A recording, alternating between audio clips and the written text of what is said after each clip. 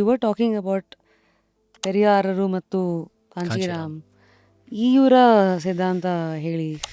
ದ್ರವಿಡಿಯನಿಸಮ್ is the Periyar movement. Dravidian movement, ಆ ದ್ರಾವಿಡ ಕಳಗಂ ಅಂತ ತಂದೆ ಪೆರಿಯಾರ್ ಇಟ್ಟಿದ್ದ ಹೆಸರು. ಅದು ಜಸ್ಟಿಸ್ ಪಾರ್ಟಿ ಅಂತ ಇತ್ತು.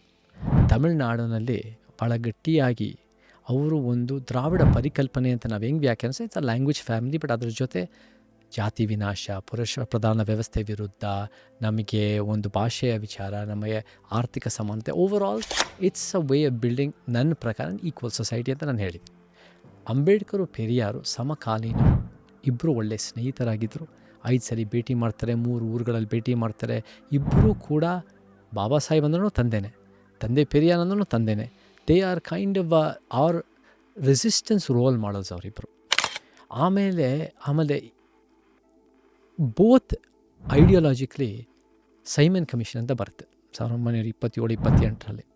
ಆ ಸೈಮನ್ ಕಮಿಷನಲ್ಲಿ ಒಂದು ಕೆಲವು ಬ್ರಿಟಿಷ್ನ ಅಧಿಕಾರಿಗಳು ದೇಶದ ವಿಚಾರಗಳನ್ನ ಡಿಸೈಡ್ ಮಾಡೋಕ್ಕೆ ಒಂದು ಕೊಡ್ತಾರೆ, ಒಂದು ಪವರ್ ಕೊಡ್ತಾರೆ. ಆ ಸೈಮನ್ ಕಮಿಷನನ್ನು ಗಾಂಧಿ ವಿರೋಧ ಮಾಡ್ತಾರೆ, ಗೋ ಸೈಮನ್ ಇಂಡಿಯನ್ ನ್ಯಾಷನಲ್ ಕಾಂಗ್ರೆಸ್ ವಿರೋಧ ಮಾಡ್ತಾರೆ, ನಿಮಗೆ ಮುಸ್ಲಿಂ ಲೀಗ್ ವಿರೋಧ ಮಾಡ್ತಾರೆ, ಎಲ್ಲರೂ ವಿರೋಧ ಮಾಡ್ತಾರೆ.